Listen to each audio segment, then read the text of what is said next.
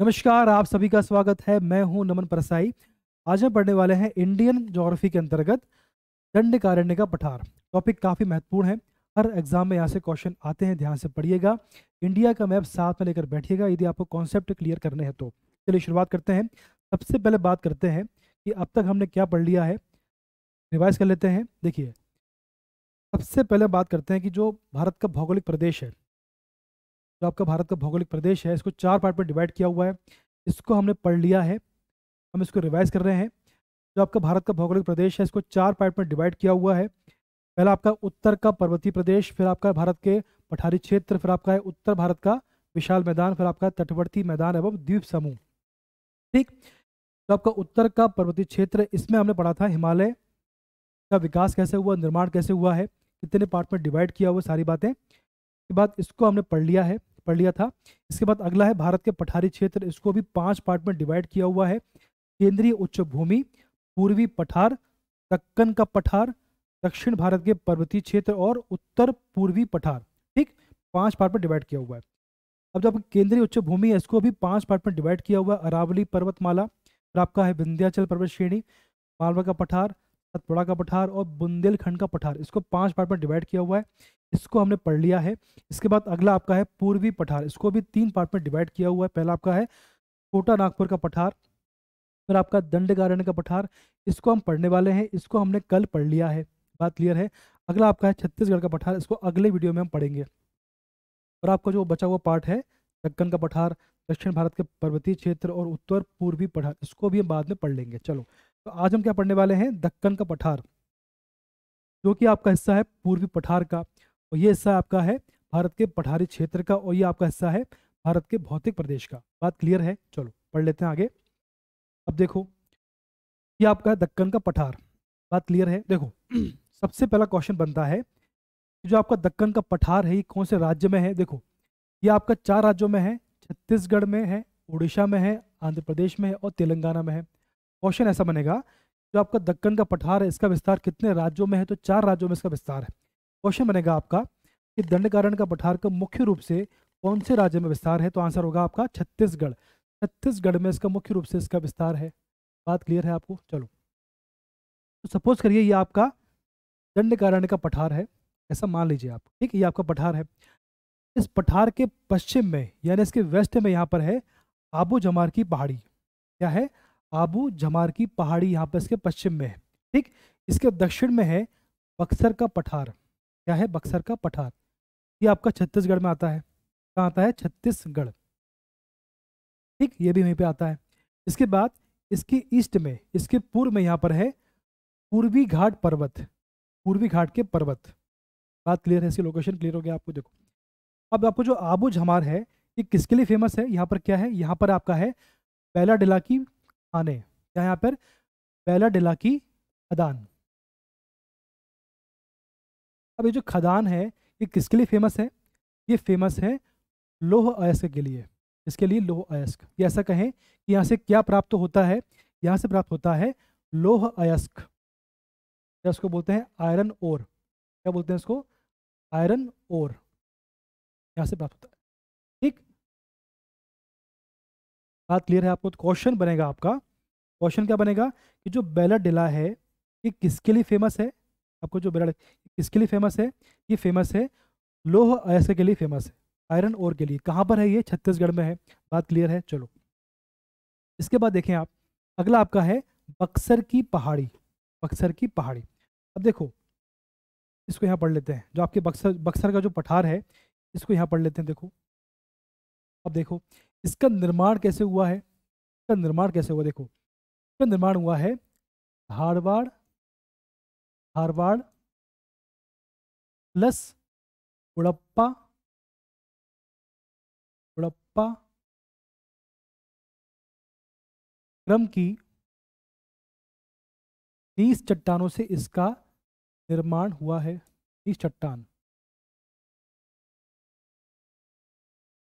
30 चट्टान।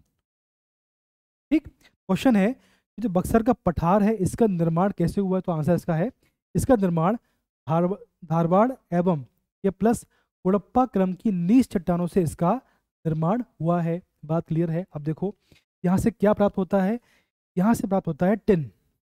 ये क्वेश्चन ऐसा करें कि यहाँ से कौन सी धातु प्राप्त होती है, तो आंसर होगा यहाँ से टिन धातु प्राप्त होती है, जो कि भारत में एकमात्र स्थान है, पूरे भारत में एकमात्र स्थान है जहाँ से टिन धातु प्राप्त होती है।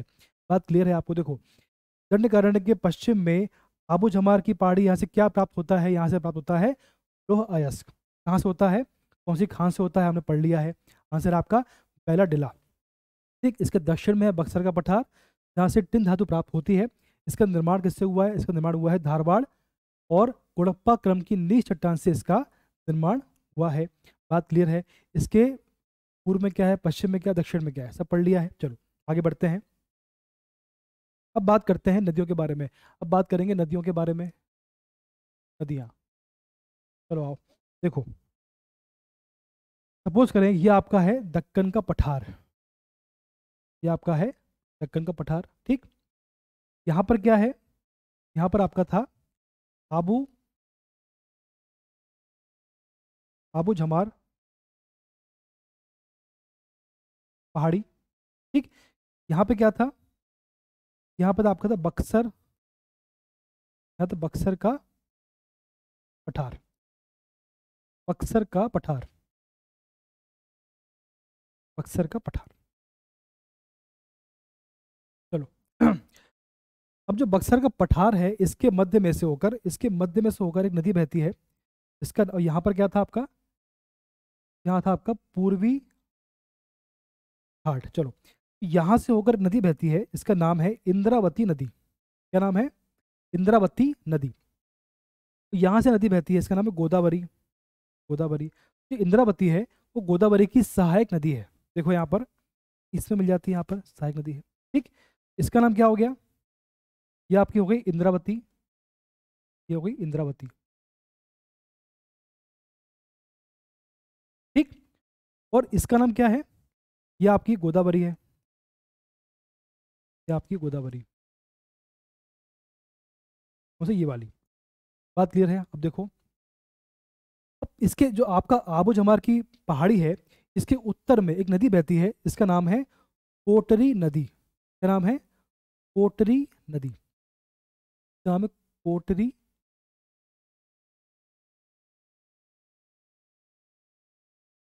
का नाम है कोटरी नदी।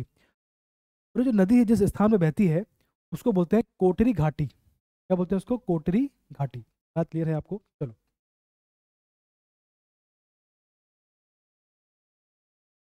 इसकी लोकेशन है आबू जमार की पहाड़ी। अब क्वेश्चन कभी बन गया आपसे कि जो कोटरी नदी है किसकी सहायक नदी है, तो आपका आंसर होगा इंद्रावती की। और किसके उत्तर में बहती, किसके आसपास बहती है, तो आंसर होगा कि भैया आबू जमार पहाड़ी के उत्तर में ये बहती है। बात क्लियर है। चलो अब देखें इसके बाद तो आपकी जो गोदावरी है, यहाँ से दो नदी से मिलती हैं आकर। पहले आपकी साबरी, साबरी, और दूसरी आपकी है तिलेरू। कौन सी है, तिलेरू। ये जो है गोदावरी की सहायक नदी है। चलो इसके बाद यहाँ से एक नदी बहती है इसके उत्तर में से, यहाँ पर, इसका नाम क्या है, इसका नाम है महानदी। इसका नाम है महानदी। ठीक, और यहाँ से एक नदी इससे मिलती है आकर, इसका नाम क्या है, इसका नाम है तेल नदी। इसका नाम है तेल नदी। तो यहाँ से एक नदी से मिलकर आती है, इसका नाम है शिवनाथ। इसका नाम है शिवनाथ। कुछ यहाँ से मिलती हैं, कुछ यहाँ से मिलती हैं। ठीक है, चलो अब देखो जरा उसको ध्यान से देखो। ये इंद्रावती है, ये गोदावरी है। ठीक, यहाँ से साबरी मिलती है गोदावरी में, यहाँ आपकी सिलेरू नदी मिलती है। उसके बाद इंद्रावती के सहायक नदी कोटरी नदी है, कोटरी नदी, कौन सी, कोटरी। ठीक, यहाँ मिलती है इसमें आकर। उसके बाद इसके ऊपर बहती है आपको दंडकार, ये आपका है, ये है दंडकारण्य। ठीक, इसके उत्तर में क्या बहता है, इसके उत्तर में बहती है आपकी, ये आपकी महानदी है। और जो आपकी महानदी है इसकी सहायक नदी है तेल नदी और शिवनाथ है। और ऊपर भी और भी नदियाँ इसकी सहायक नदी है। तो क्वेश्चन मेरा आपसे ये बनता है, क्वेश्चन मेरा ये आपसे ये है कि ऐसा कौन सा पठार है, ऐसा कौन सा पठार है, कौन सा पठार है जो गोदावरी एवं महानदी अपवाह तंत्र के विभाजक के रूप में जाना जाता है। क्वेश्चन मेरा क्या है, ऐसा कौन सा पठार या ऐसा कौन सा पठार का मध्यवर्ती क्षेत्र है जो गोदावरी एवं महानदी के अपवाह तंत्र के विभाजक के रूप में जाना जाता है? तो आंसर क्या होगा, दंडकारण्य का पठार या दंडकारण्य का मध्यवर्ती क्षेत्र। अब देखो आप, ये जो आपका है, आपका ये वाला जो पार्ट देखो, तो पेन चेंज करते हैं, ये वाला ये देखो, जो आपका ये वाला पार्ट है, जो आपका ये वाला पार्ट है, ये वाला पार्ट,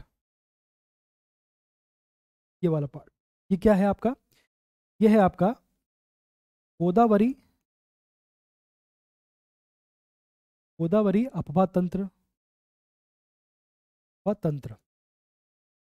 और ये क्या है, देखो ये वाला क्या है, ये क्या है आपका, ये क्या है आपका, ये है आपका महानदी अपवाह तंत्र, ये आपका है महानदी अपवाह तंत्र।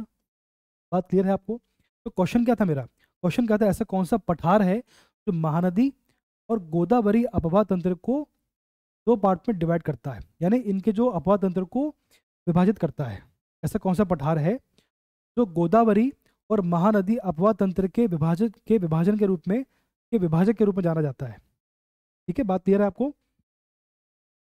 विभाजक, विभाजक के रूप में जाना जाता है, विभाजक के रूप में गोदावरी और महानदी के, गोदावरी और महानदी के अपवाह तंत्र के विभाजक के रूप में जाना जाता है। ऐसा कौन सा पठार है? तो आंसर होगा आपका दंडकारण्य का पठार। बात क्लियर है आपको? आज हमने पढ़ लिया है दंडकारण्य का पठार। इसके बाद जो पार्ट आपका बचा हुआ है उसको पढ़ लेंगे। तो आज के लिए इतना काफ़ी है।